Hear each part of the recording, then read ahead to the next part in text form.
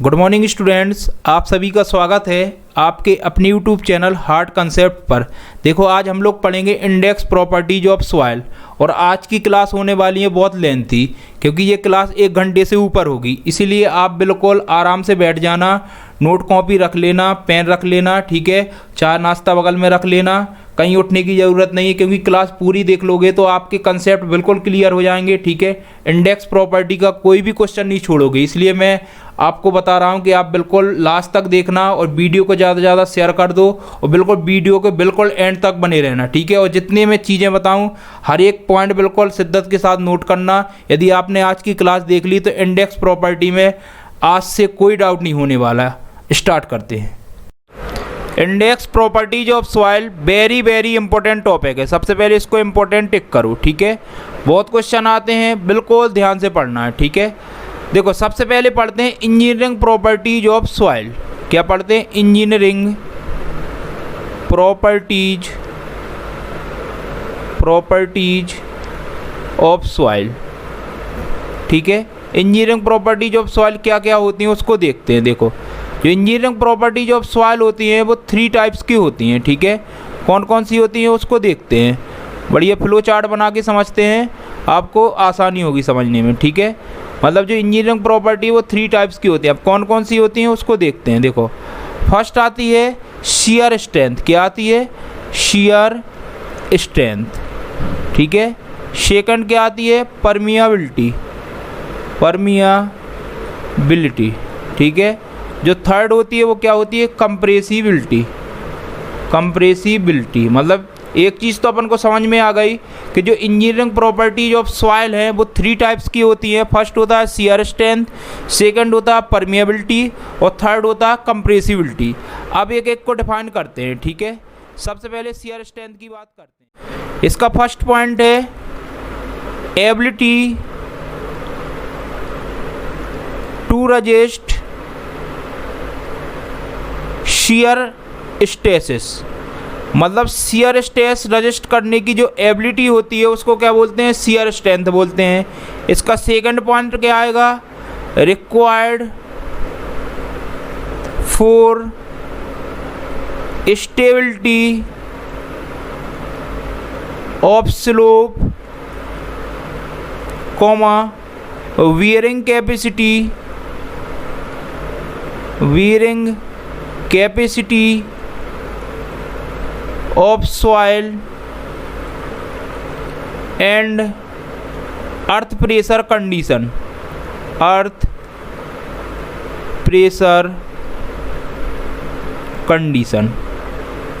ठीक है। तो इसमें आपने 2 पॉइंट पढ़ लिए। पहला पॉइंट है कि ability to resist shear stress, second हो गया required for stability of slope, bearing capacity of soil and earth pressure condition. मतलब ये चीज़ समझ में आ गई, बहुत आसान हो गई ना। मतलब इसमें शियर स्ट्रेंथ का मतलब ये हो गया कि जो शियर स्ट्रेस रजिस्ट करने की जो एबिलिटी होती है उसको शियर स्ट्रेंथ बोलते हैं। और रिक्वायर्ड काय के लिए होती है? रिक्वायर्ड होती है स्टेबिलिटी ऑफ स्लोप के लिए, वियरिंग कैपेसिटी ऑफ सॉइल के लिए एंड अर्थ प्रेशर कंडीशन के लिए। ये चीज़ समझ में आ गई।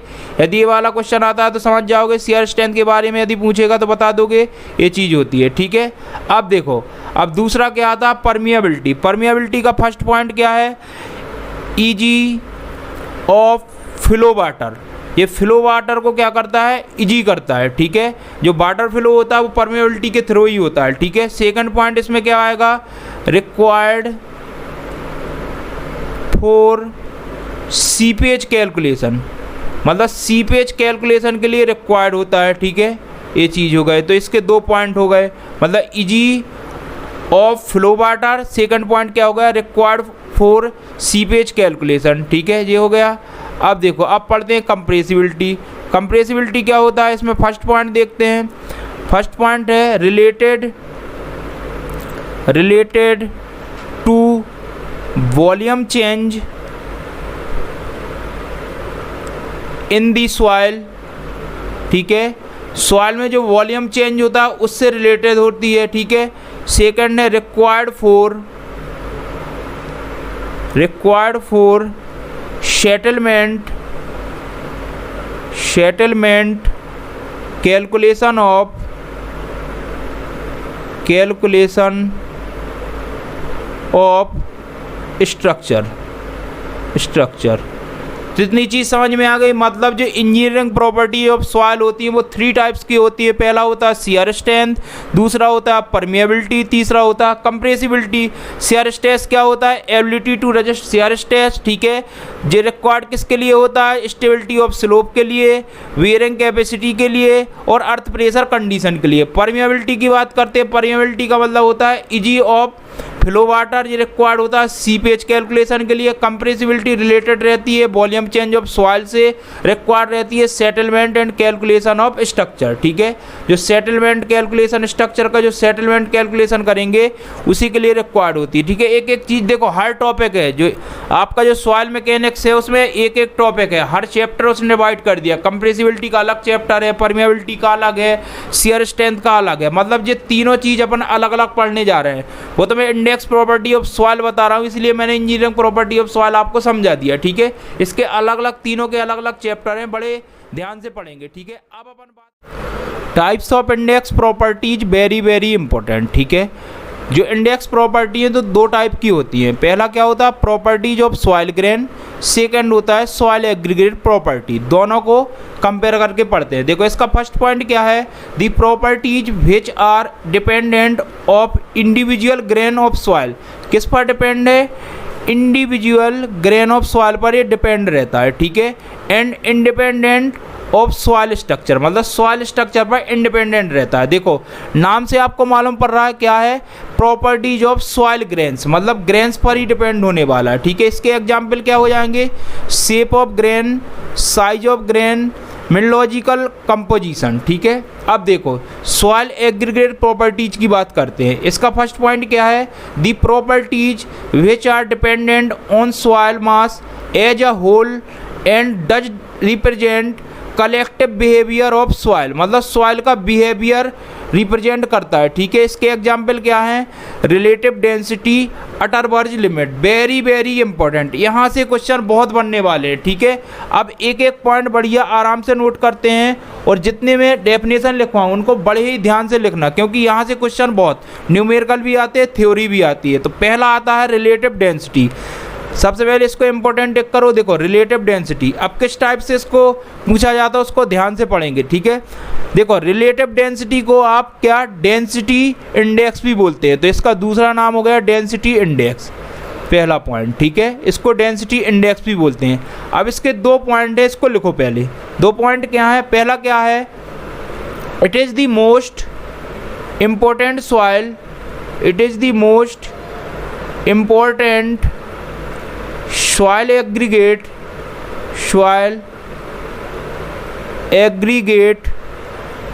Properties for a course grained soil, course grained soil. ये वाला पॉइंट समझ में आया कि it is the most important soil aggregate properties for a course grained soil, मतलब कोर्स ग्रेन्ड सॉइल के लिए ये बहुत ही इंपॉर्टेंट सॉइल एग्रीगेट प्रॉपर्टी है। बिल्कुल ध्यान से समझ लेना, ठीक है। अब देखो दूसरा पॉइंट क्या है? दूसरा पॉइंट है द डिग्री ऑफ डेंसनेस और looseness of a natural deposit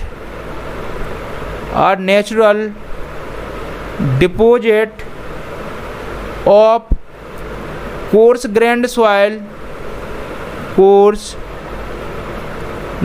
soil can be measured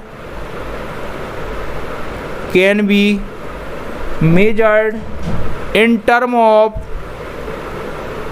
terms of age relative density। देखो बड़े ही ध्यान से समझेंगे। पहला पॉइंट अपन ने समझ लिया कि it is the most important soil aggregate property for course grained soil, मतलब कोर्स ग्रेन्ड सॉइल के लिए ये बहुत ही इंपॉर्टेंट प्रॉपर्टी है।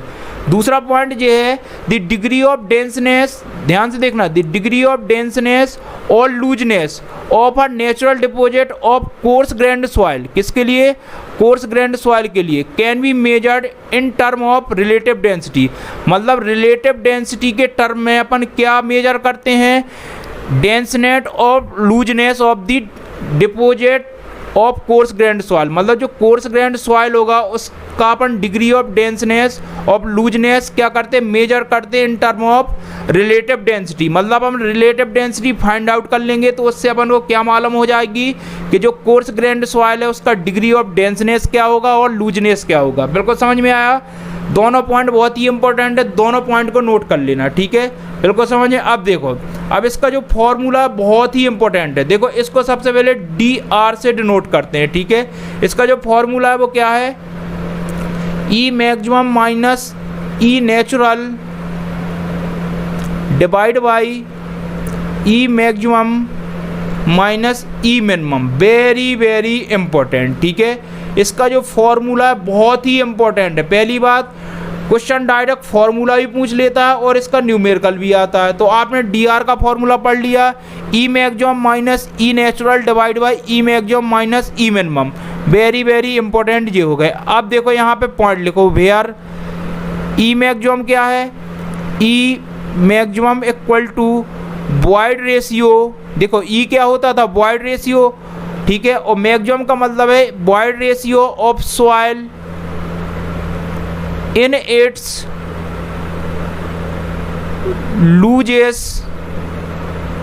लूजेस्ट स्टेट, समझ में आया, मतलब जो लूजेस्ट स्टेट रहेगा उसका वॉइड रेशियो है, ठीक है। ई मिनिमम का मतलब क्या है, अब देखो जब ये लूजेस्ट हो गया तो वो क्या हो जाएगा, डेंसनेस हो जाएगा, बिल्कुल सिंपल सी बात है, तो क्या हो जाएगा, void ratio of soil in its densest state, वो क्या हो गया, लूजेस्ट हो गया, ये डेंसनेस्ट हो गया, ठीक है। अब आता है क्या, ई नेचुरल, ई नेचुरल का मतलब क्या है, देखो वॉइड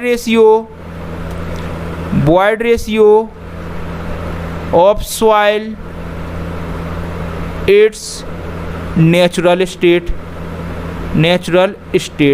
तो इतनी चीज़ आपको समझ में आया। देखो पहला तो फॉर्मूला हो गया DR equal to E maximum minus E natural divide by E maximum minus E minimum, very very important. Where E maximum क्या है, void ratio of soil its loosest state, E minimum क्या है, void ratio of soil in its densest state, और E natural क्या है, void ratio of soil its natural state, very very important.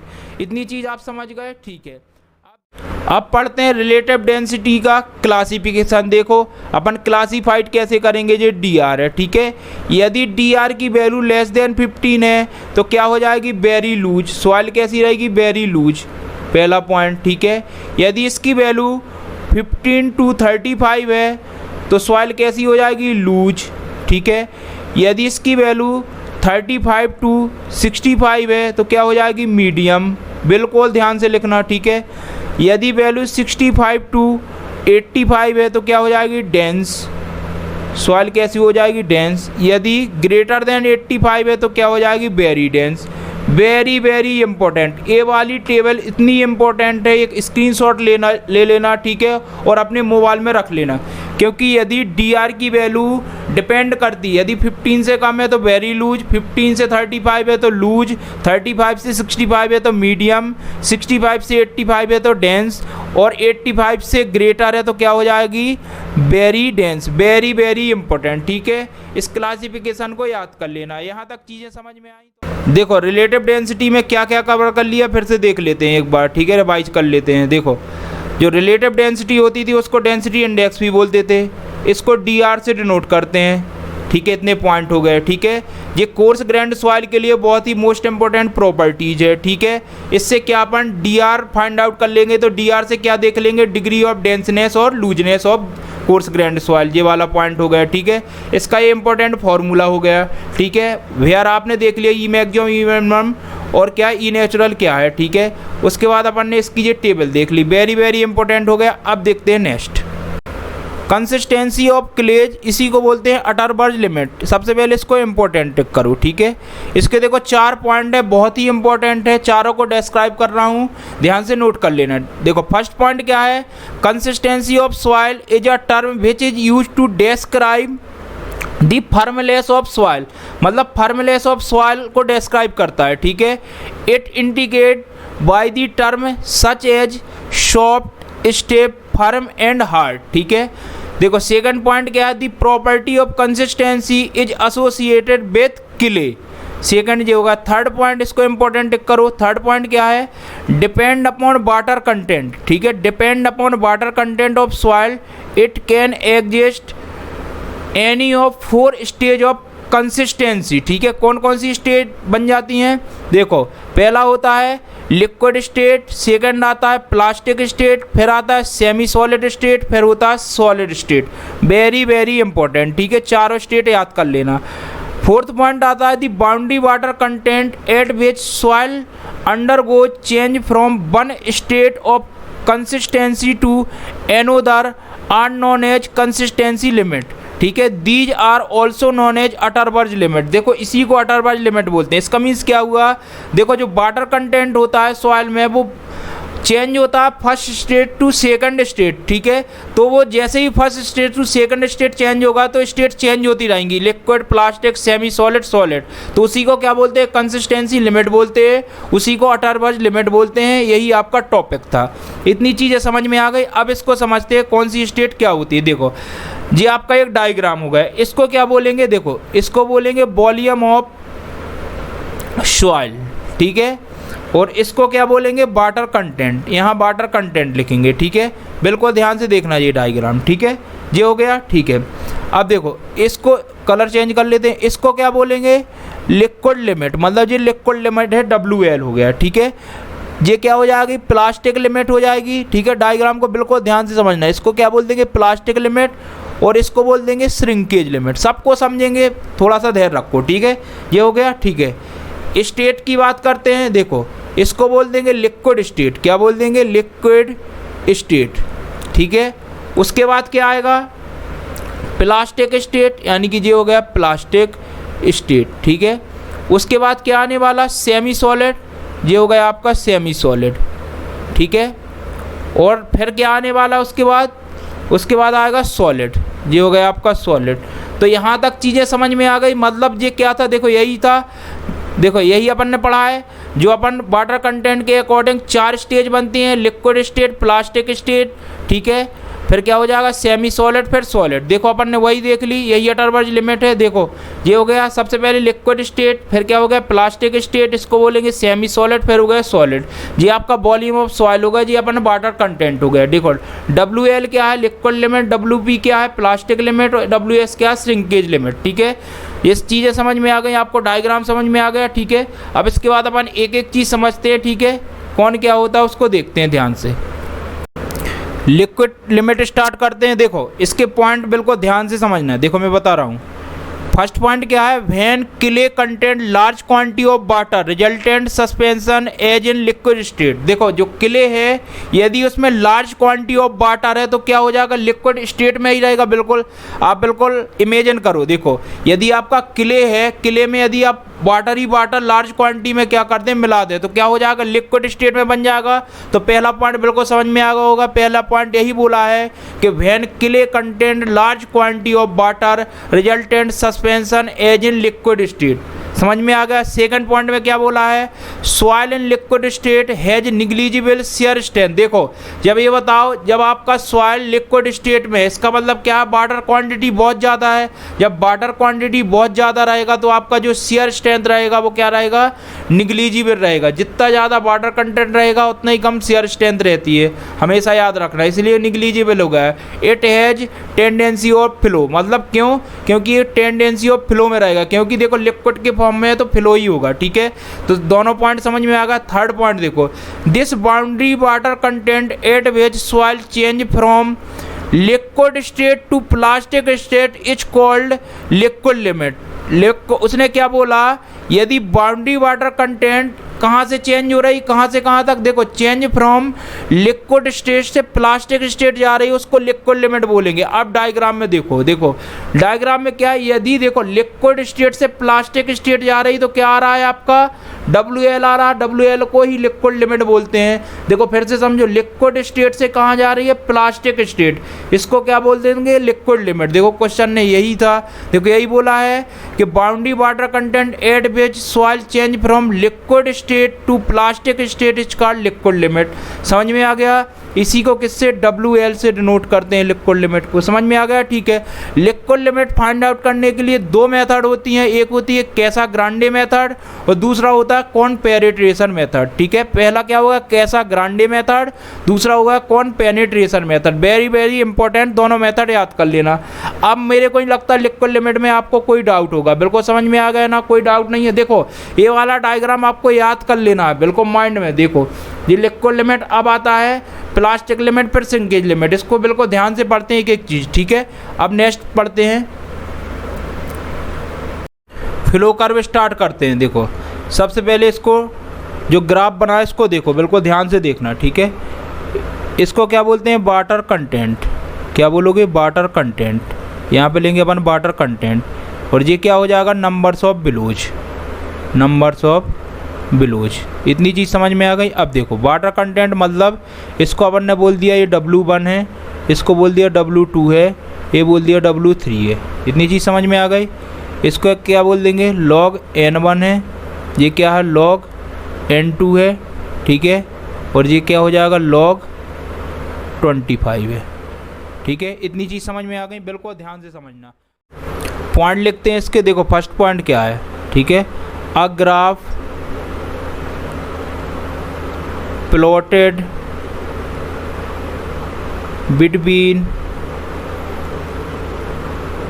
numbers of billows and water content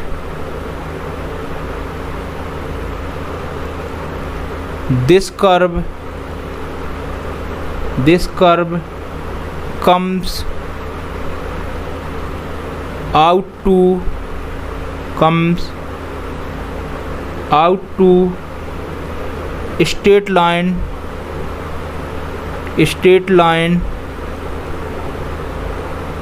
it is called flow curve।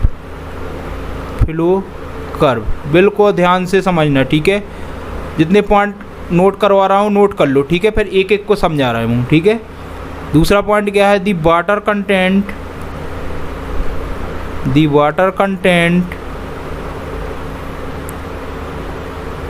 corresponding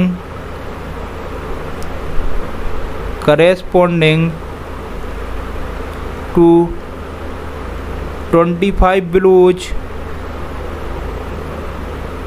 on the flow curve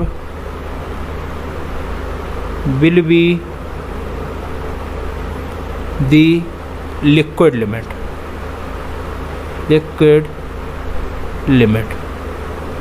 ठीक है, इतनी चीज़ समझ गए, दो पॉइंट समझ लिए। ठीक है, और तीसरा पॉइंट हो जाएगा,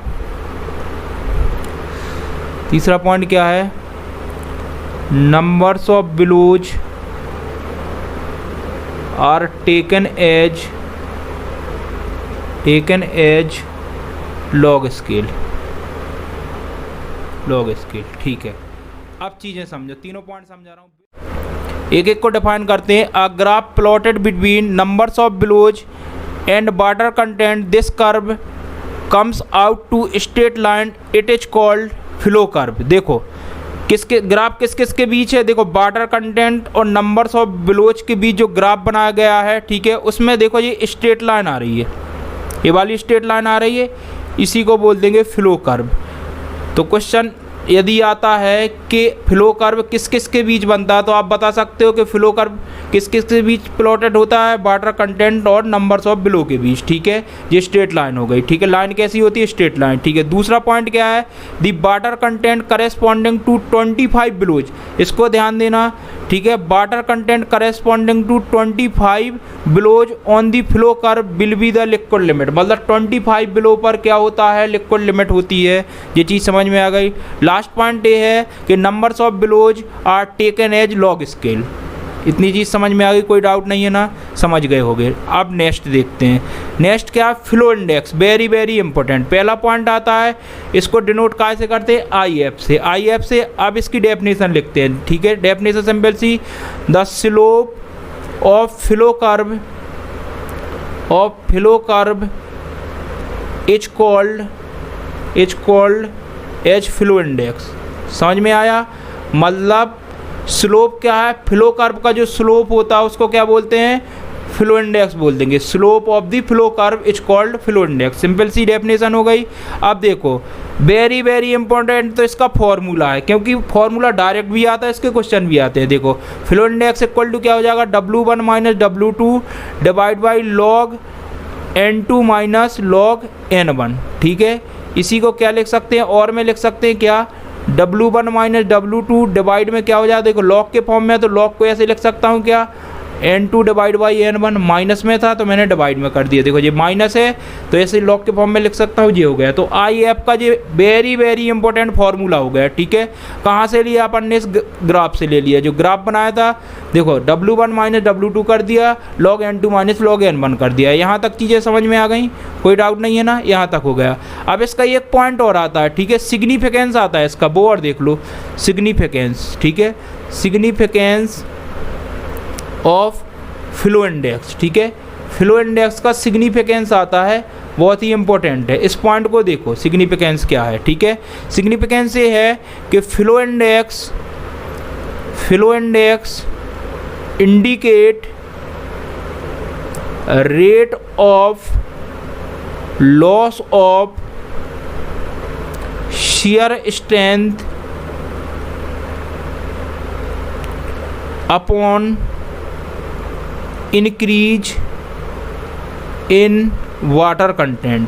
ठीक है, बहुत ही इंपॉर्टेंट पॉइंट है, इसको बड़े बड़े अक्षर में लिख रहा हूँ, क्यों, बहुत ही इंपॉर्टेंट है। देखो उसने फ्लो इंडेक्स क्या बताता है आपको, फ्लो इंडेक्स क्या बोला, देखो flow index indicate rate of loss of shear strength upon increase in water content, मतलब जैसे जैसे आप वाटर कंटेंट इंक्रीज करोगे rate of loss of shear strength होगा, मतलब शियर स्ट्रेंथ क्या हो जाएगा, लॉस होता रहेगा। ठीक, कैसे, देखो अपन ने देखा, देखो फॉर्मूला देखो, फॉर्मूला में अपन देख रहे हैं, इसमें यदि देखें तो जो आई एफ है वो डायरेक्टली डिपेंड है वाटर कंटेंट पर, बिल्कुल ध्यान से देखो, वाटर कंटेंट पर, यही है ना। देखो I F directly proportional to हो जाएगा वाटर कंटेंट के, मतलब जैसे जैसे आई एफ की चीज़ें होनी है वैसे ही वाटर कंटेंट बढ़ेगा तो आई एफ भी बढ़ने वाला। अब देखो क्वेश्चन ने क्या बोला, देखो flow index indicate rate of loss of shear strength upon increase the water content. देखो वाटर कंटेंट इंक्रीज करोगे तो आई एफ, ठीक है, इंक्रीज हो रहा है। ठीक है, ये चीज़ तो हो गई।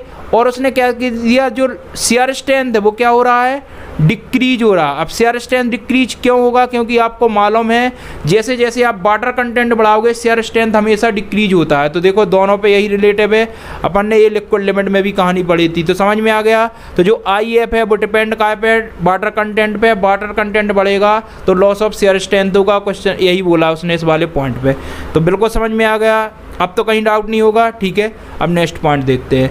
नेक्स्ट पॉइंट आता है प्लास्टिक लिमिट। ठीक है, प्लास्टिक लिमिट की बात करते हैं, इसको थोड़ा सा पॉइंट लिखते हैं इसमें। ठीक है, और बिल्कुल समझते हैं पॉइंट, बिल्कुल आज के एक एक पॉइंट नोट करना, बहुत ही इंपॉर्टेंट पॉइंट है। ठीक है, देखो पहला पॉइंट क्या आता है, पहला पॉइंट आता है the soil can be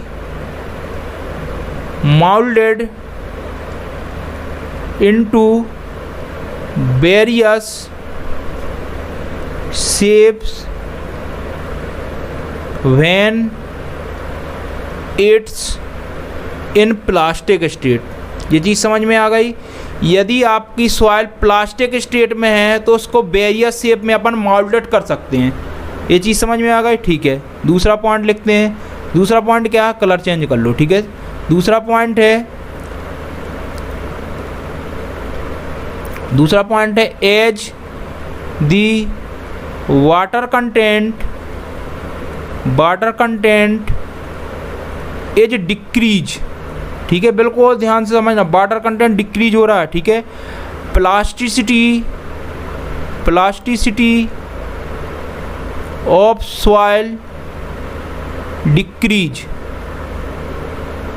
and at अ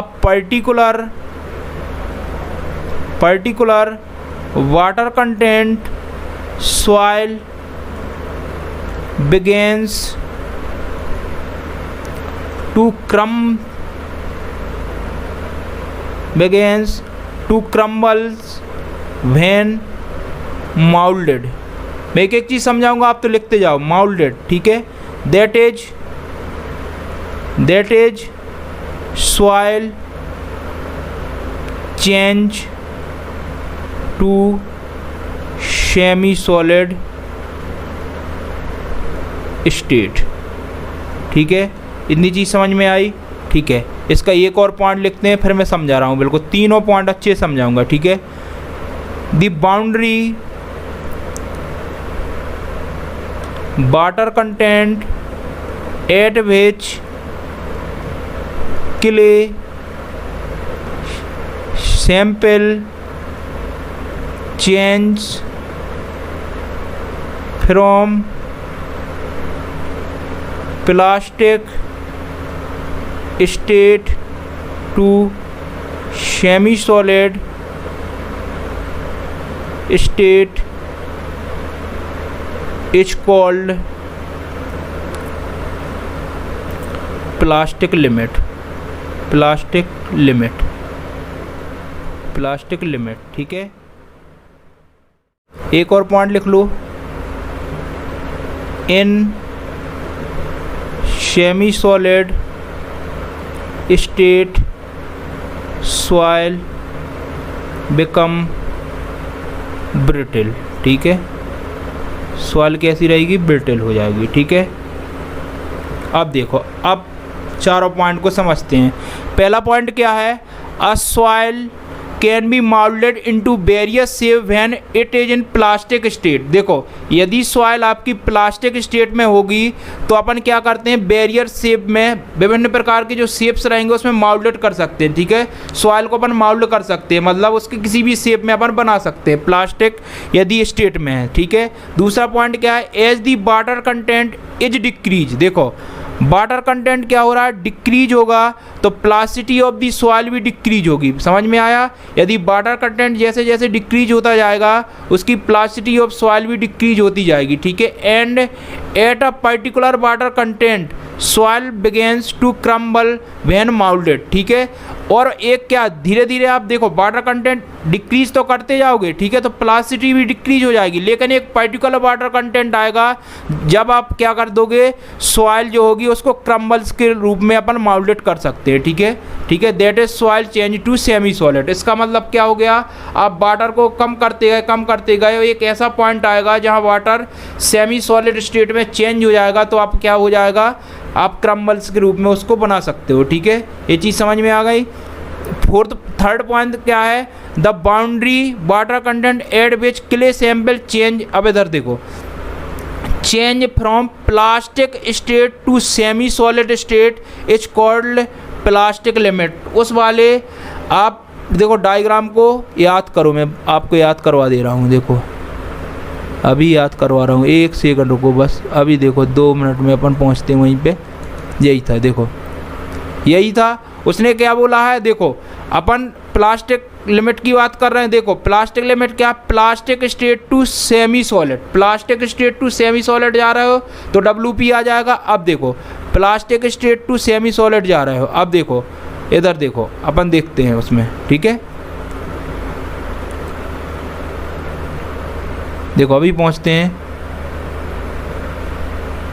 देखो यही पॉइंट में यही बोला है। देखो क्या बोला, change from plastic state to semi solid state called plastic limit. एक एक पॉइंट समझ में आ गया, ये हो गया। इन semi solid state soil become brittle हो जाती है, सॉइल ब्रिटल हो जाती है। अब इतने पॉइंट आपको समझ में आए कि नहीं समझ में आए, बिल्कुल ध्यान से बताओ, ठीक है। कमेंट सेक्शन में बता देना सर समझ में आए कि नहीं आए, ठीक है। ये हो गया। अब देखो जो प्लास्टिक लिमिट है वो डिटरमाइन कैसे करते हैं, ये और लिख लो कौन सी मेथड है। जो प्लास्टिक लिमिट है वो डिटरमाइन करते हैं किसके द्वारा, कैसाग्रांडे मेथड। ये भी कैसाग्रांडे मेथड से अपन फाइंड आउट कर सकते हैं, ठीक है।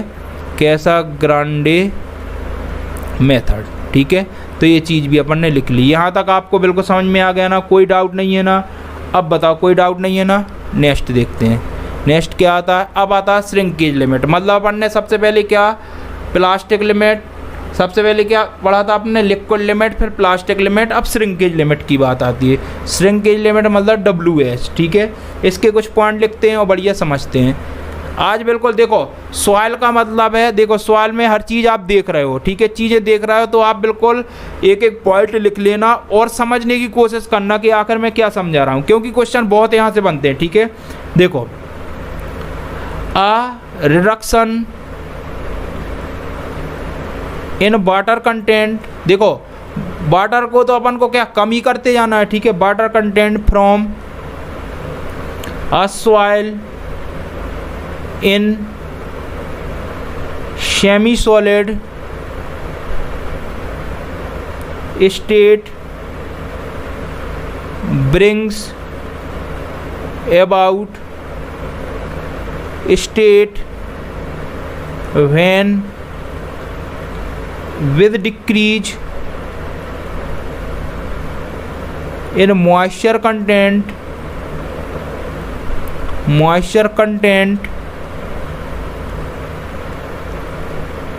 volume of soil mass does not change further. This boundary water content at which sample change from semi solid to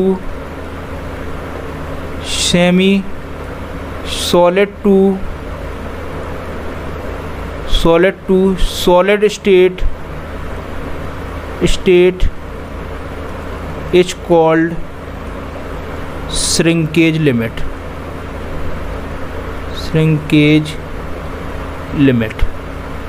ठीक है, ये वाला पॉइंट हो गया। बिल्कुल पॉइंट ध्यान से लिखते जाओ, फिर मैं समझा रहा हूँ, ठीक है। सब तो समझा देता हूँ, सब समझाऊंगा। देखो दूसरा पॉइंट देखते हैं। दूसरा पॉइंट क्या है, shrinkage limit is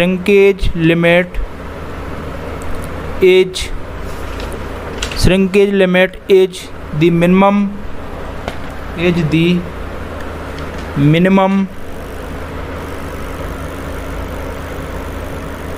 water content at which soil is fully saturated। ठीक है, इतनी चीज़ समझ में आ गई। अब इसके दोनों पॉइंट को अपन समझते हैं। देखो, a reduction in water content from a soil in semi solid state bring about state when with decrease in moisture content volume of soil mass does not change further. This boundary water content at which sample change from semi solid to solid state is called shrinkage limit। ये line तो बिल्कुल जल्दी समझ गए होगे आप। देखो ये लाइन तो यही है, कहाँ से कहाँ चेंज हो रही है, semi solid to solid state हो रही, तो उसको क्या बोल देंगे, श्रिंकेज लिमिट बोल देंगे। ठीक है, अब उसने एक चीज़ और बोली है कि volume of soil mass does not change further. देखो ये बताओ कि श्रिंकेज लिमिट मतलब लास्ट स्टेज। अब इसके बाद आप वाटर कंटेंट कम करोगे तो थोड़ी जो वॉल्यूम ऑफ सॉइल तो चेंज होने ही वाला है, वाटर कंटेंट लास्ट हो जाता है यहाँ पे। ठीक है, तो आपकी श्रिंकेज लिमिट। इसका सेकंड पॉइंट है, shrinkage limit is the minimum water content at which soil fully saturated. ठीक है, सॉइल कैसी रहेगी, फुली सैचुरेटेड, तो shrinkage limit is the minimum water content at which soil is fully saturated. ठीक है, plasticity index की बात करते हैं, देखो सबसे पहला पॉइंट, प्लास्टिसिटी इंडेक्स को आईपी से डिनोट करते हैं, पहली बात, ठीक है। इसकी डेफिनेशन लिखते हैं, it is the range of water content for which soil remain plastic, ठीक है। मैथमेटिकली यदि देखें, ठीक है, वो वाला याद ना हो तो इसको देख लो, मैथमेटिकली की बात करते हैं अपन, ठीक है, ये वाली जल्दी समझ में आ जाती, ठीक है। It is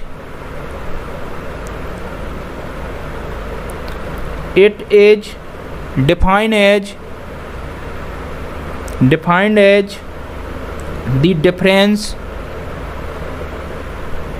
difference between liquid limit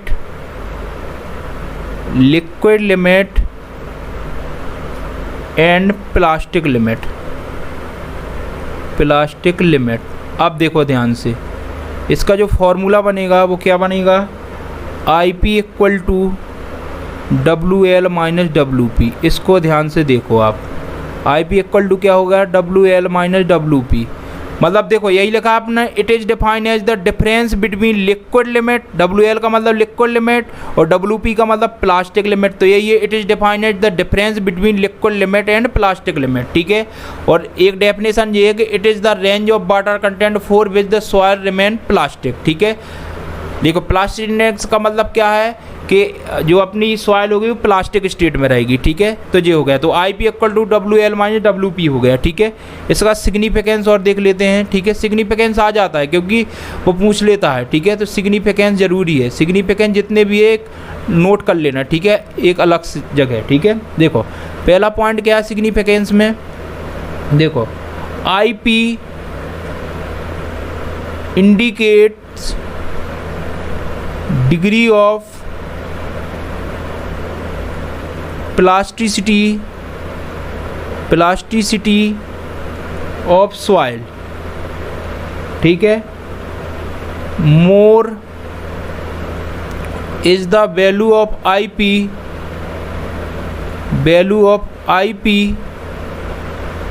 more will be the value of plasticity soil. इस चीज़ को समझो, ठीक है। टेढ़े मेढ़े के चक्कर में मत जाना कि राइटिंग कैसी आ रही है, आप तो चीज़ें समझो, ठीक है। चीज़ें समझना है आपको, राइटिंग में मत जाना, ठीक है। देखो IP क्या इंडिकेट कर रही है, देखो जो प्लास्टिसिटी इंडेक्स है वो इंडिकेट करता है degree of plasticity of soil, मतलब जो प्लास्टिसिटी ऑफ सॉइल है वो कितनी डिग्री है उसको, ठीक है, डिफाइन करता है। मैं बता रहा हूँ कैसे, ठीक है। More is the IP value, IP value यदि मोर है तो क्या हो जाएगी, more will be the value of the plasticity soil. जितनी ज़्यादा IP की वैल्यू होगी उतनी ज़्यादा प्लास्टिसिटी ऑफ द सॉइल होगी। इतनी चीज़ समझ में आ गई। अब देखो, अब जो डिग्री ऑफ प्लास्टिसिटी की बात कर रहा, कैसे इंडिकेट कर रहा वो बता रहा हूँ। देखो ये हो गया आपका क्या, एक जैसे अपन हमेशा बनाते आ रहे हैं, ठीक है। एक अपन क्या बना लेते हैं, फ्लो चार्ट बना लेते हैं, ठीक है। उसमें क्या होगा, वैल्यू डिपेंड करती है। देखो वैल्यू क्या डिपेंड करती, यदि प्लास्टिसिटी इंडेक्स मतलब IP की वैल्यू, इसको IP से डिनोट कर दिया, यदि IP की वैल्यू 0 है तो क्या हो जाएगा, नो प्लास्टिक, क्या हो जाएगा, नो प्लास्टिक, ठीक है। यदि IP की वैल्यू लेस देन 7 है तो क्या हो जाएगा, लो प्लास्टिक। बिल्कुल ध्यान से, ठीक है, क्वेश्चन आता है। यदि वैल्यू 7 से कम है तो क्या हो जाएगी, लो प्लास्टिक।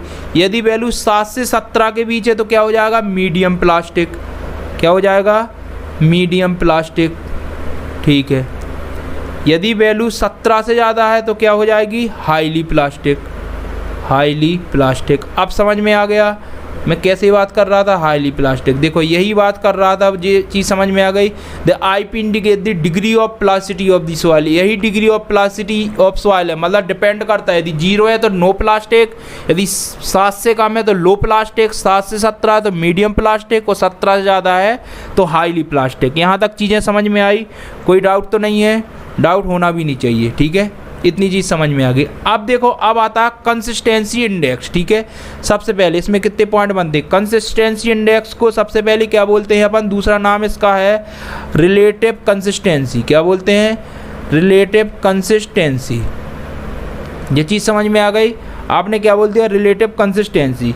यहाँ तक समझ में आ गई? कोई ना। अब आपको देखो ग्राफ दिख रहा है, आप बोलो सर जी ग्राफ तो दिख रहा है, लेकिन हम ग्राफ तो जो पहले भी पढ़ चुके हैं, तो वही है जो पहले पढ़ चुके हो उसी को अपन देख रहे हैं, ठीक है। उसी को कैसे देखेंगे मैं फिर से बना दे रहा हूँ। जो ये क्या था? ये हो गया अपना वाटर कंटेंट, ठीक है। ये वाटर कंटेंट था, और ये क्या था? वॉल्यूम ऑफ सॉइल था, ठीक है। वॉल्यूम ऑफ सॉइल था। बिल्कुल ध्यान से समझना, ये वैल्यू अपन समझ जाएंगे ना तो बिल्कुल एक एक चीज़ समझ लेंगे, ठीक है। ये क्या था? सॉलिड था, ठीक है। ये सेमी सॉलिड था, सेमी सॉलिड था, याद करो यही डायग्राम था। ये क्या था? प्लास्टिक था, ठीक है। और ये क्या था? लिक्विड स्टेट था, यही चीज़ थी, ठीक है। इसको क्या बोल देते? लिक्विड लिमिट था। ये क्या था? प्लास्टिक लिमिट था। ये क्या था? श्रिंकेज लिमिट था। इतनी चीज़ समझ में आ गई। यहाँ तक तो कोई डाउट नहीं होना चाहिए, ठीक है। यहाँ तक कहानी अपन समझ चुके हैं। अब देखो, कंसिस्टेंसी इंडेक्स है, ठीक है, उसकी वैल्यू डिपेंड करती है। जैसे देखो अपन ने अभी अभी वैल्यू देखी है ना, किसकी वैल्यू क्या है, वैसे ही इसकी भी वैल्यू डिपेंड करती है, ठीक है। अब वो वैल्यू क्या डिपेंड करती है उसको अपन देखते हैं एक एक पॉइंट, बिल्कुल, ठीक है। देखो अब इधर देखो, इधर क्या करेंगे अपन? ये है, देखो कंसिस्टेंसी इंडेक्स यहाँ से स्टार्ट करते हैं, ठीक है। यहाँ अपन ने क्या किया? इधर देखो, इधर अपन ने IC की वैल्यू 0, ये हो गया IC की वैल्यू 0, ठीक है। और यहाँ क्या हो गया? IC की वैल्यू 1, मैं सब बता रहा हूँ, ठीक है। मतलब जो कंसिस्टेंसी इंडेक्स है वो यहाँ 1 हो गए, यहाँ 0 हो गए। सबसे पहले अपन कंसिस्टेंसी इंडेक्स की अपन क्या लिखते हैं? डेफिनेशन, ठीक है। देखो पेज चेंज कर लेते हैं, डेफिनेशन लिखो, ठीक है। डेफिनेशन क्या होती है उसको लिखो। इट इज़ द रेशियो, देखो डेफिनेशन क्या होती है? It is the ratio difference, बिल्कुल ध्यान से लिखना, difference between liquid limit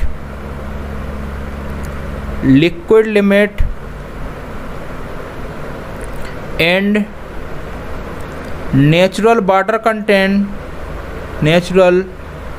content to plasticity index of soil.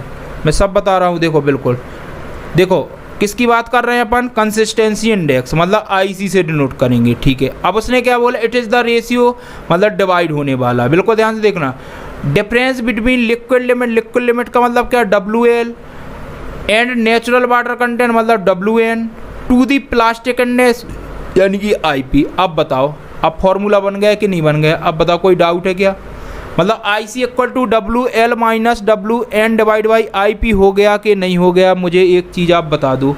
इतनी चीज़ समझ में आ गई? अब तो नहीं है कोई डाउट। यहाँ से अपन ने जो IC की वैल्यू है अपन ने फाइंड आउट कर ली, मतलब जो आपका वेरी वेरी इंपॉर्टेंट फार्मूला हो गया, ठीक है। ये वाला फार्मूला आपको न्यूमेरिकल इससे लगाने हैं। इतनी चीज़ समझ में आ गई? अब तो कोई डाउट नहीं है, ठीक है। एक फॉर्म में और लिख सकते हो, दूसरा फॉर्म क्या बन सकता है? क्या इसको ऐसे लिख सकते हैं? देखो IC इक्वल टू क्या हो जाएगा? WL minus WN divide by IP के यहाँ क्या लग सकते? WL माइनस WP, ऐसा लिख सकते। तो एक फार्मूला ऐसा ही बना सकते हैं IP की वैल्यू, क्योंकि IP इक्वल टू क्या हो जाएगा? WL माइनस WP हो जाएगा। अब देखो, अब कहानी यहाँ स्टार्ट करते हैं, अब समझ में आएगा आपको। देखो अब IC की वैल्यू डिपेंड करती है। देखो यहाँ से अपन बढ़िया से लिखते हैं। देखो यदि IC की वैल्यू 0 है, इधर देखो IC की वैल्यू 0, बिल्कुल ध्यान से देखना। IC की वैल्यू 0 है तो सॉइल किस पर है? देखो IC 0, तो देखो यहाँ नीचे जाओ, बिल्कुल क्या है? लिक्विड लिमिट पर आ रही। तो हमेशा याद रखना, जब भी IC की वैल्यू 0 हो जाए तो सॉइल एट लिक्विड लिमिट। समझ में आ गए? LL का मतलब लिक्विड लिमिट, समझ में आ गया? देखो IC की वैल्यू 0 है तो लिक्विड लिमिट में, ठीक है। यदि IC की वैल्यू 1 है, इधर देखो IC की वैल्यू 1 है, ये लिखा, तो किस में हो जाएगी? सॉइल एज प्लास्टिक लिमिट, ठीक है।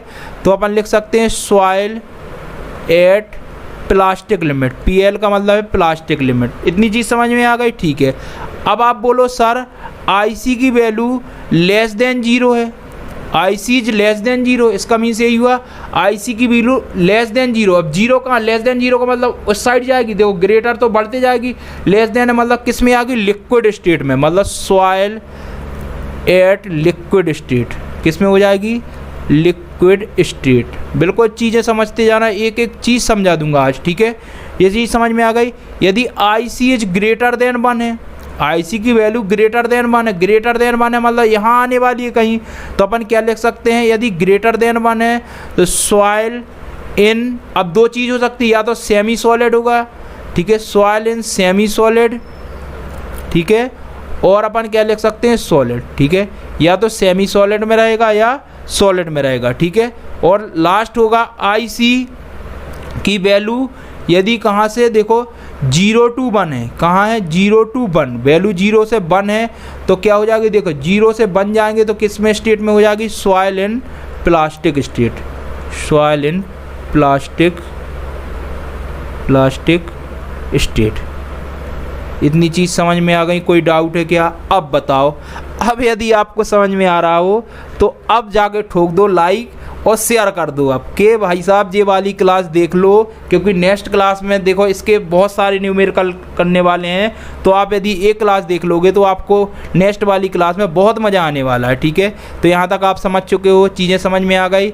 नेक्स्ट आता है लिक्विडिटी इंडेक्स, उसी को बोलते हैं वाटर प्लास्टिक रेशियो, ठीक है। सबसे पहले इसको डिनोट कैसे करते हैं, लिक्विडिटी इंडेक्स का मतलब क्या हो जाए, IL हो गया, ठीक है।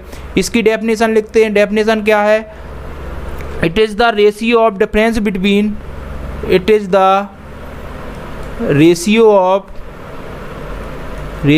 of चलो आराम से राइटिंग बना के लिखता हूँ, ratio of difference between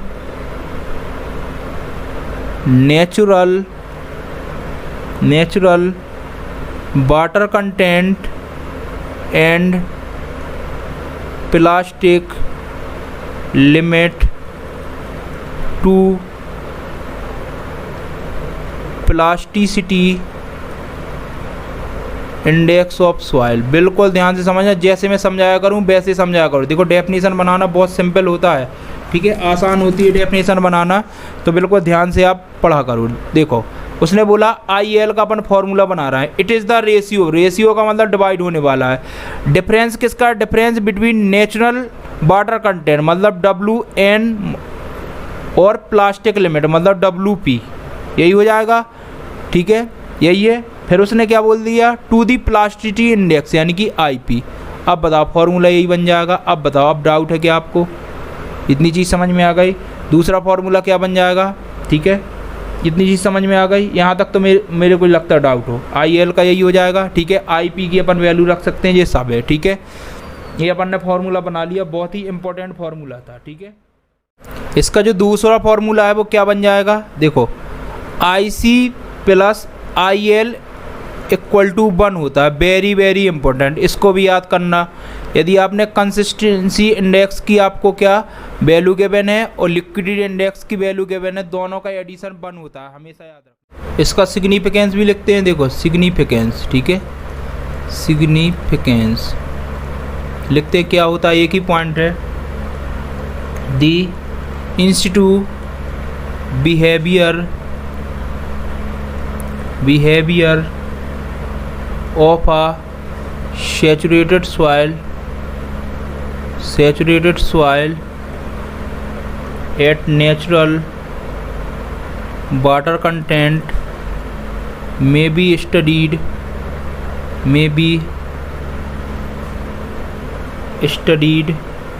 by consistency index और लिक्विडिटी इंडेक्स, ठीक है, लिक्विडिटी इंडेक्स, ठीक है।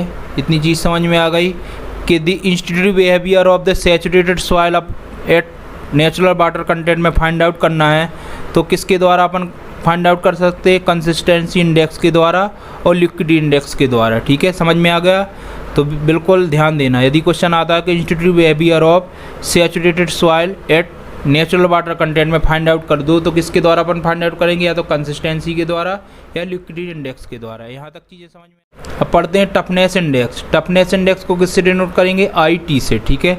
इसका सबसे पहले डेफिनेशन लिखते हैं, it is the ratio of plasticity index and flow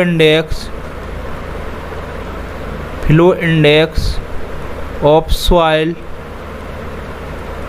is called toughness index,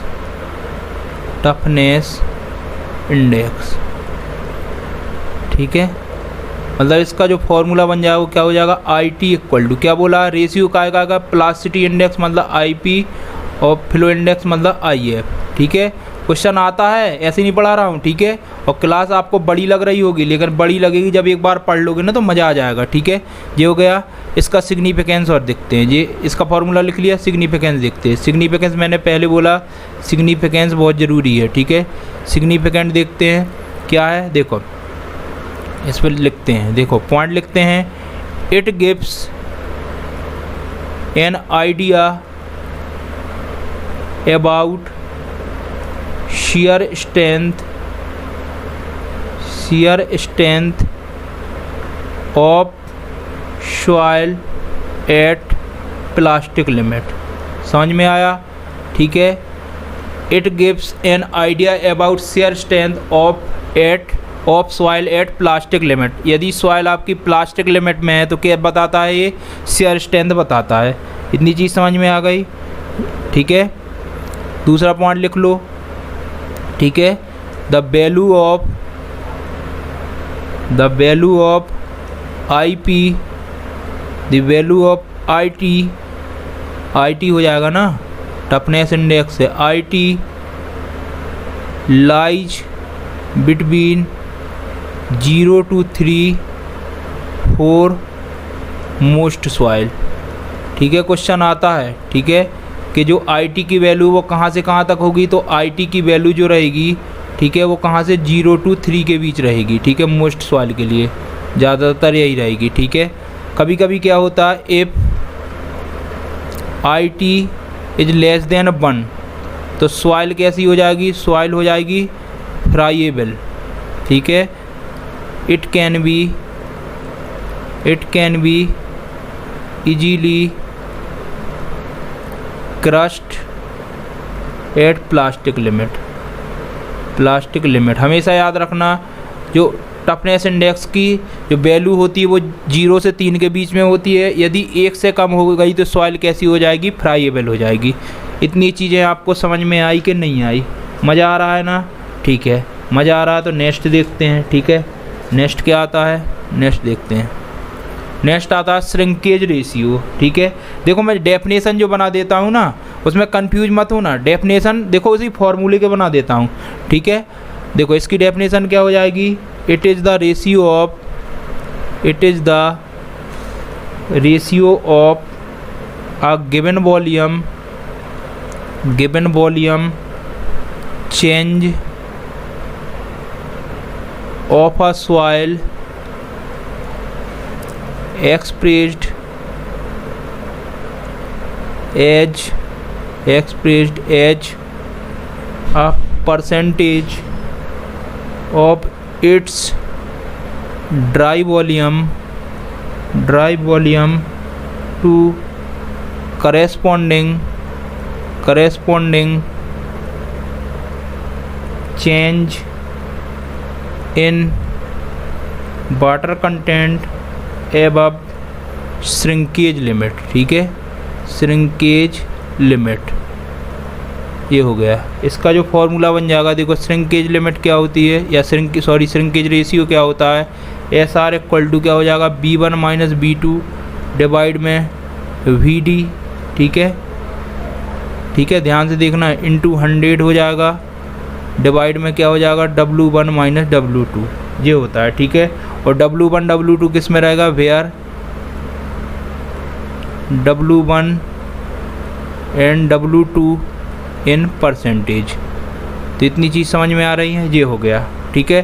तो क्वेश्चन ने यही बोला था श्रिंकेज रेशियो क्या, श्रिंकेज रेशियो क्या था, it is the ratio of a given volume change of a soil expressed as a percentage of its dry volume to corresponding change water content above shrinkage limit. ठीक है, यही है। देखो ratio किसका, given volume change of a soil expressed as percentage, देखो percentage में अपन ने एक्सप्रेस कर दिया, ठीक है, of its volume to corresponding change in water content, देखो वाटर कंटेंट चेंज कर लिया तो इसी का रेशियो लिख लिया, ये आपका श्रिंकेज रेशियो हो गया। बिल्कुल ठीक है, फॉर्मूला याद कर लेना, कर ले जाओगे, कोई दिक्कत नहीं है। ठीक है, समझ में आ गया। ठीक है, और इधर देखो बी डी यदि हो जाएगा वो क्या हो जाएगा, ड्राई वॉल्यूम हो जाएगा। ठीक है, ड्राई वॉल्यूम हो जाएगा, समझ में आ गया। ठीक है, ये B1 फर्स्ट वॉल्यूम, ये सेकंड, ये ड्राई वॉल्यूम, ये B1 B2 क्या हो जाएगा अपना, सॉरी W1 W2 क्या हो जाएगा, वाटर कंटेंट हो जाएगा। यहाँ तक समझ में आ गया, ये चीज़ें हो गई। ठीक है, अब चलो अब नेक्स्ट देखते हैं। नेक्स्ट क्या आता है, वॉल्यूमेट्रिक श्रिंकेज पढ़ते हैं। सबसे पहले इसकी डेफिनेशन लिखते हैं। ठीक है, it is defined as decrease in volume of a soil expressed as a percentage of its dry volume when water content is reduced from a given value to its shrinkage limit, ठीक है। अब इसका formula बनाते हैं। देखो volumetric shrinkage का क्या बन जाएगा, VS इक्वल टू क्या हो जाएगा, V1 minus VD divide by VD, ठीक है, इंटू 100 हो जाएगा। बिल्कुल ये वाला फॉर्मूला याद कर लो। ठीक है, इतनी चीज़ समझ गए, ये हो गया आपका फॉर्मूला। ठीक है, यानी कि अपन VS का एक और फॉर्मूला बना सकते हैं, क्या, श्रिंकेज रेशियो इनटू क्या हो जाएगा, W1 माइनस WS, तो दूसरा फॉर्मूला ये हो गया। ठीक है, तो आपने दो फॉर्मूले बना दिए। ठीक है, देखो इसको देखते हैं। It is defined as decrease in volume of a soil expressed as a percentage of its dry volume when water content is reduce from a given value to its shrinkage limit. ठीक है, तो उसने यही बोला था, आपने इसका देखो डेफिनेशन बना दी। ठीक है, यही आपने फॉर्मूला बन गया, B1 माइनस B2। ठीक है, देखो यही है decrease in volume of the soil in percentage of a dry volume, देखो यही है ड्राई वॉल्यूम है, इसलिए अपन ने ड्राई वॉल्यूम के फॉर्म में इसका फॉर्मूला बना दिया, और VS equal to SR into W1 minus WS हो जाएगा। ठीक है, ये चीज़ समझ में आ गई, ये चीज़ समझ में आ गई ना, बिल्कुल समझ में आ गई। ठीक है, अब देखो यहाँ तक आप चीज़ें समझ चुके हो, बिल्कुल समझ में आ गई। अब देखो नेक्स्ट देखते हैं। नेक्स्ट क्या आता है, श्रिंकेज इंडेक्स। अब श्रिंकेज इंडेक्स है, यानी कि इसको देखो श्रिंकेज इंडेक्स को कैसे अपन डिफाइन करेंगे। देखो जो श्रिंकेज इंडेक्स होता है, श्रिंकेज इंडेक्स, ठीक है, श्रिंकेज इंडेक्स क्या होता है, WL माइनस WS। मतलब यदि इसको देखें तो it is defined as, it is the difference of liquid limit to shrinkage limit. मतलब दोनों का डिफरेंस कर दो, WL क्या है, लिक्विड लिमिट है, ठीक है, लिक्विड लिमिट है, और WS क्या, श्रिंकेज लिमिट है, श्रिंकेज लिमिट है। तो दोनों का डिफरेंस यदि देखें, ठीक है, दोनों का डिफरेंस क्या हो जाएगा, श्रिंकेज इंडेक्स हो गया। यहाँ तक समझ में आ गया। तो यदि क्वेश्चन आता है कि श्रिंकेज इंडेक्स क्या है, तो अपन क्या लिख सकते हैं, WL माइनस WS। ठीक है, यदि इसको देखो डिफाइन करना है, डिनोट करना है, तो IS से कर लो। ठीक है, तो अपन यही लिख सकते हैं, क्या, IS इक्वल टू क्या बन जाएगा, WL माइनस WS। इतनी चीज़ समझ में आ गई कि नहीं आ गई। ठीक है, समझ में आ गई, समझ गए ना। ठीक है, अब देखो नेक्स्ट देखते हैं, अनकन्फाइंड कंप्रेसिव स्ट्रेंथ। ठीक है, ये आता है, इसका भी बहुत अच्छा, देखो क्वेश्चन बहुत आते हैं इसके। ठीक है, तो सबसे पहले इसकी डेफिनेशन लिखो। इट इज़ डिफाइंड है, जैसे लिखो, it is defined as load per unit area at which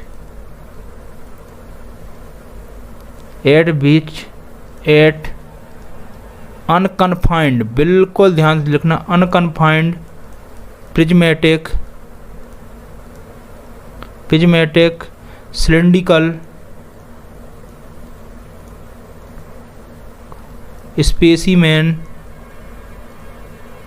of standard dimension of soil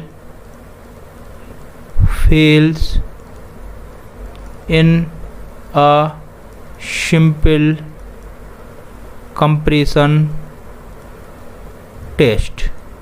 ठीक है, तो ये तो इसकी डेफिनेशन हो गई। डेफिनेशन क्या हो गई? It is defined as load per unit area at which at unconfined, देखो बिल्कुल ध्यान देखना जी point, unconfined prismatic cylindrical specimen of standard dimension of soil fails in a simple compression test. ठीक है, अब देखो सीधी सी बात यहाँ देखते हैं, देखो इसको एक चीज़ लिख सकते हैं, UCS लिख सकते हैं, अनकन्फाइंड कंप्रेसिव स्ट्रेंथ। ठीक है, तो इसका जो फॉर्मूला बनेगा, फॉर्मूला के फॉर्म में देखें तो क्या होता है? Load per unit area. ठीक है, ये हो गया लोड पर यूनिट एरिया, ये हो गया। ठीक है, इतनी चीज़ समझ में आ गई। तो मतलब अपन क्या लिख सकते हैं? अनकन्फाइंड का मतलब QU लिख सकते हैं इसको, और करके QU इक्वल टू हो जाएगा P/AF। आप तो ऐसे बार याद कर लो। ठीक है, लोड पर यूनिट एरिया, बस इसको याद कर लो, बस अब काम हो जाएगा बस। अब अनकन्फाइंड की बात आती है। ठीक है, अनकन्फाइंड में कुछ नहीं करना, आपको एक चीज़ याद करना है कि CU इक्वल टू क्या होता है? QU/2। बस जितनी चीज़ें मैं बताते जाऊँ उतनी याद कर लो बस। CU क्या है? CU का मतलब है CU equal to undrained shear strength. क्या है? Undrained shear strength. सब चीज़ें समझ जाओगे जब क्वेश्चन करेंगे। ठीक है, शियर स्ट्रेंथ, बस इतनी चीज़ याद कर लो आप, तो कुछ नहीं करना है। ठीक है, बस इतनी चीज़ें याद करना है। ठीक है, डेफिनेशन देखो, it is defined as load per unit area, याद कर लो तुम तो। ठीक है, USC क्या हो जाएगा? लोड पर यूनिट एरिया हो जाएगा, QU इक्वल टू P/AF लिख दिया। वेयर CU क्या है? अनड्रेन्ड शियर स्ट्रेंथ है, और CU इक्वल टू QU/2 कर लो बस।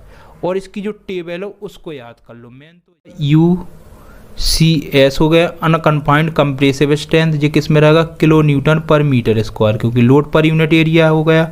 ये हो गया आपका कंसिस्टेंसी। ठीक है, या डिस्क्रिप्शन क्या करेंगे? ठीक है, इसको डिस्क्राइब करते हैं। देखो, यदि आपकी वैल्यू UCS का मतलब क्या है? Unconfined compressive strength. ठीक है, मैं UCS बोलूँगा। UCS की वैल्यू यदि 25 से कम है तो क्या हो जाएगी? Very soft. सॉइल कैसी रहेगी? वेरी सॉफ्ट रहेगी। ठीक है, बिल्कुल ध्यान से देखना है, डिस्क्रिप्शन कर रहे हैं अपन। ठीक है, यदि इसकी वैल्यू 25 से 50 के बीच में है तो क्या हो जाएगी? सॉफ्ट हो जाएगी। ठीक है, सॉइल कैसी रहेगी? सॉफ्ट रहेगी। यदि वैल्यू 50 से 100 के बीच में है तो हो जाएगी मीडियम स्टिफ। बिल्कुल ध्यान से देखना, ये टेबल बहुत ही इंपॉर्टेंट है। ठीक है, यदि वैल्यू 100 से 200 के बीच में है, ठीक है, तो क्या हो जाएगी? स्टिफ हो जाएगी। ठीक है, यदि वैल्यू 200 से 400 के बीच में है तो क्या हो जाएगी? वेरी स्टिफ हो जाएगी। ठीक है, स्टिफ हो जाएगी। ठीक है, यदि वैल्यू 400 से ज़्यादा है तो क्या हो जाएगी? हार्ड हो जाएगी। वेरी वेरी इंपॉर्टेंट, क्वेश्चन बहुत आते हैं। ठीक है, देखिए UCS का मतलब है अनकन्फाइंड कंप्रेसिव स्ट्रेंथ की वैल्यू यदि 25 से कम है तो वेरी सॉफ्ट रहेगी सॉइल, यदि 25 से 50 है तो सॉफ्ट हो जाएगी, 50 से 100 है तो मीडियम स्टेप, 100 से 200 है तो स्टेप हो जाएगी, 200 से 400 है तो वेरी स्टेप हो जाएगी, और 400 से ज़्यादा है तो हार्ड हो जाएगी। वेरी वेरी इंपॉर्टेंट, इसको टिक कर लेना। समझ में आ गया? यदि इतनी चीज़ समझ में आ गई तो बहुत अच्छी बात है। ठीक है, अब नेक्स्ट देखते हैं। नेक्स्ट है सेंसिटिविटी। सेंसिटिविटी सबसे पहले इसको एस से डिनोट करते हैं। अब इसका पहले फॉर्मूले लिखते हैं क्योंकि आपको कन्फ्यूजन रहती है। ठीक है, QU। ठीक है, मैं बता रहा हूँ क्या लिखना चाहता हूँ मैं। ये होती है अनडिस्टर्ब्ड और ये होती है रीमाउल्डेड। क्या होती है? रीमाउल्डेड। इतनी चीज़ समझ में आ गई? इतनी चीज़ समझ गए ना? ठीक है, यहाँ तक चीज़ें बिल्कुल समझ में आ गई होंगी। ठीक है, तो देखो अब इसकी यदि अपन डेफिनेशन देखें, डेफिनेशन है तो क्या बन जाएगी? देखो अब बनाते हैं, इसीलिए मैंने पहले से फॉर्मूला बना दिया है। It is the ratio of अब QU क्या है? अनकन्फाइंड कंप्रेसिव स्ट्रेंथ, मतलब it is the ratio of UCS of undisturbed disturbed soil to UCS of remodeled soil, remodeled soil। ठीक है, समझ में आ गया? तो यही तो होगा। देखो डेफिनेशन, इसलिए मैंने पहले से अपना फॉर्मूला बना दिया था, S equal to Q U divide by Q A, मतलब it is the ratio of the UCS of undisturbed soil to UCS of remoulded soil. UCS का मतलब क्या? Unconfined compressive strength. ये चीज़ समझ में आ गए? बिल्कुल समझ में आ गई ना? ठीक है, ठीक है। देखो सेंसिटिविटी मतलब एस की वैल्यू हमेशा 1 से ज़्यादा ही होती है। एस इज ग्रेटर देन 1, यदि जनरली बात करूँ मैं, ठीक है, जनरली जो वैल्यू होती है वो 1 से ज़्यादा ही होती है। लेकिन 4 स्टेप किले की बात करूँ, 4 स्टेप किले की बात करूँ तो जो एस की वैल्यू हो जाएगी वो लेस देन 1 हो जाएगी। इसको याद रखना, ठीक है। अब अपन इसकी टेबल पढ़ते हैं। टेबल में सबसे पहले क्या करेंगे, इसको बढ़िया सा बना लें। देखो यहाँ से लेके यहाँ तक अपने लाइन ड्रॉ कर ली, ठीक है। यहाँ क्या लिखेंगे, यहाँ लिखेंगे सेंसिटिविटी, ठीक है। और यहाँ करेंगे डिस्क्रिप्शन, इसका डिस्क्रिप्शन लिखें, ठीक है। अब देखो वैल्यू बता रहा हूँ, यदि सेंसिटिविटी की वैल्यू 1 से 4 के बीच में है तो क्या हो जाएगा, नॉर्मल हो जाएगी कंडीशन, ठीक है। समझ में आ रहा है? यदि आपकी 4 से 8 के बीच में हो तो सेंसिटिविटी है, सेंसिटिव है, ठीक है, सेंसिटिव है, ठीक है। यदि आपकी वैल्यू 8 से 16 के बीच है तो एक्स्ट्रा सेंसिटिव है, एक्स्ट्रा सेंसिटिव है, याद रखना बिल्कुल, ठीक है। यदि 16 से ज़्यादा है तो क्या हो जाएगा, क्विक है, कंडीशन क्विक हो जाएगी, बिल्कुल याद कर लेना। देखो सेंसिटिविटी की वैल्यू मतलब एस से डिनोट करेंगे। यदि एस की वैल्यू 1 से 4 है तो क्या हो जाएगा, नॉर्मल हो जाएगा, ठीक है। 4 से 8 सेंसिटिव हो जाएगा, 8 से 16 तो एक्स्ट्रा सेंसिटिव, और कंडीशन यदि 16 से ज़्यादा है क्विक हो जाएगी, ठीक है। क्वेश्चन आता है, कंडीशन आती है, यदि वैल्यू बोल देगा, सपोज उसने दे दिया वैल्यू आपकी 5 है तो बताओ उसमें कंडीशन अलग अलग होगी तो क्या हो जाएगी, सेंसिटिव हो जाएगी, ठीक है, सेंसिटिव। तो इतनी चीज़ें समझ में आ गई, अलग अलग कंडीशन ये चीज़ समझ गए, ठीक है। इसको टेबल को अलग से लिख लेना और याद कर लेना। देखो अब आता है अपनी, आती है एक्टिविटी, ठीक है। एक्टिविटी क्या होती है, इसको बढ़िया पहले से फॉर्मूला लिखते हैं। एक्टिविटी को ए से डिनोट कर लो, ठीक है। फॉर्मूला क्या होता है, ए इक्वल टू, देखो क्या होता है, प्लास्टिसिटी इंडेक्स, ठीक है। इसको आईपी से डिनोट करते हैं, प्लास्टिसिटी इंडेक्स को, ठीक है। Plasticity index divide by percentage of finer than 2 micro, ठीक है, क्ले फ्रैक्शन। क्वेश्चन आता है, बिल्कुल ध्यान से देखना, जितने भी फॉर्मूले बता रहा हूँ बिल्कुल ध्यान से देखते जाओ आप तो, ठीक है। ये हो गया, ठीक है। अब इसकी डेफिनेशन बना लो। डेफिनेशन क्या बन जाएगी, कलर चेंज कर लो, कलर चेंज कर लिया, क्या हो जाएगी, it is the ratio of plasticity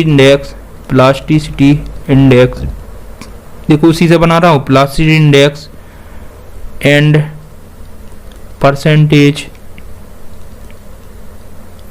फाइनर than 2 micro clay fraction, ठीक है। क्वेश्चन में सब कुछ गिवन रहेगा, आपसे क्वेश्चन पूछ लेगा, आप कर ले जाओगे, अभी क्वेश्चन करेंगे तो आप कर ले जाओगे, ठीक है। इतनी चीज़ समझ में आ गई, बिल्कुल चीज़ समझ में आ गई, ठीक है। तो ये आपका एक्टिविटी हो गया, ठीक है, एक्टिविटी हो गया इसकी, ठीक है। टेबल पढ़ते हैं, अब टेबल में आते हैं। टेबल क्या है, देखो एक्टिविटी, यदि एक्टिविटी की वैल्यू 0.75 से कम है तो इसका क्लासिफिकेशन क्या हो जाए, ये हो जाएगी इनएक्टिव, ठीक है। यदि इसकी वैल्यू 0.75 टू 1.25 है तो क्या हो जाएगी क्लासिफिकेशन, नॉर्मल, ठीक है। यदि आप इसकी वैल्यू 1.25 से ज़्यादा हो जाएगी तो कंडीशन क्या हो जाएगी, एक्टिव, ठीक है। तो इसको याद रखना, ठीक है। ये एक्टिविटी की, ठीक है, वैल्यू है, ये क्लासिफिकेशन डिस्क्रिप्शन है। यहाँ तक चीज़ें समझ में आ गई ना, कोई डाउट नहीं है ना, डाउट होना ही नहीं चाहिए, ठीक है। अब देखते हैं नेक्स्ट, आज का लास्ट टॉपिक है थिकजोट्रॉपी। देखो इसमें कुछ पॉइंट लिखते हैं। पहला पॉइंट क्या है, it is a property of soil bye virtue of which they regain a part of their lost strength due to remodeling when left undisturbed for some time। ठीक है, तो इसका जी लास्ट पॉइंट क्या लिखेंगे? लास्ट पॉइंट ये है कि higher sensitivity will be higher thixotropy. ठीक है, तो इसके दो पॉइंट ये हैं। ठीक है, इसके दो पॉइंट हैं। It is a property of soil by virtue of which they regain a part of their lost strength due to remoulding when left undisturb for some time. Second है higher sensitivity will be higher thixotropy. मतलब सीधी सी बात है। देखो, थिकजोट्रॉपी depend करती है sensitivity पर। यदि सेंसिटिविटी हाई है तो थिकजोट्रॉपी भी हाई। और ठीक है, ये चीज़ होगा। इसका इफेक्ट कहाँ देखने को मिलता है? देखो, सेंसिटिविटी और थिकजोट्रॉपी का इफेक्ट जब हम पाइल ड्राइविंग करते हैं वहाँ देखने को मिलता है। बस दो चीज़ याद रखो, ये आपका थिकजोट्रॉपी हो गई। तो आज की क्लास यहीं पे फिनिश होती है। ठीक है, हम लोगों ने आज बहुत सारी थ्योरी पढ़ी है, लेकिन थ्योरी बहुत ही इंपॉर्टेंट है। उसमें जो मैंने टेबल बनवाई हैं, ठीक है, उसके फॉर्मूले। देखो, थ्योरी तो मैंने इसलिए बताई कि आप चीज़ें समझ जाओ। फिर उसके जो मैंने टेबल बनवाई वो तो बहुत ही इंपॉर्टेंट है। उसके जो फॉर्मूले लिखवाए वो इंपॉर्टेंट है।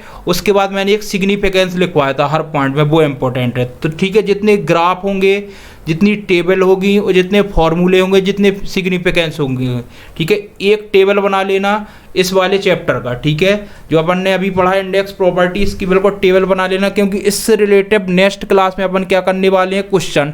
अब क्वेश्चन जब इससे रिलेटिव करेंगे, यदि आप आज की क्लास पूरी कंप्लीट एक बार देख लोगे, लेक्चर को एक बार नोट कर लोगे, तो मैं गारंटी लेता हूं कि आप हर क्वेश्चन बिल्कुल इजीली सॉल्व कर लोगे। और जब मैं करवाऊंगा तो आपको समझ में आ जाएगा कि इससे ये होना है। क्योंकि देखो, ये वाला टॉपिक थोड़ा सा टफ है। क्यों? क्योंकि थ्योरी है इसलिए टफ लग रहा है। लेकिन आप 2-3 बार पढ़ के देखना, आप बिल्कुल समझ जाओगे। ठीक है, और क्वेश्चन प्रैक्टिस कर लोगे तो बिल्कुल हो जाएगा। ठीक है, तो आज का सेशन आपको कैसा लगा? यदि आपको सेशन आज का बहुत अच्छा लगा हो तो कमेंट सेक्शन में ज़रूर बताना।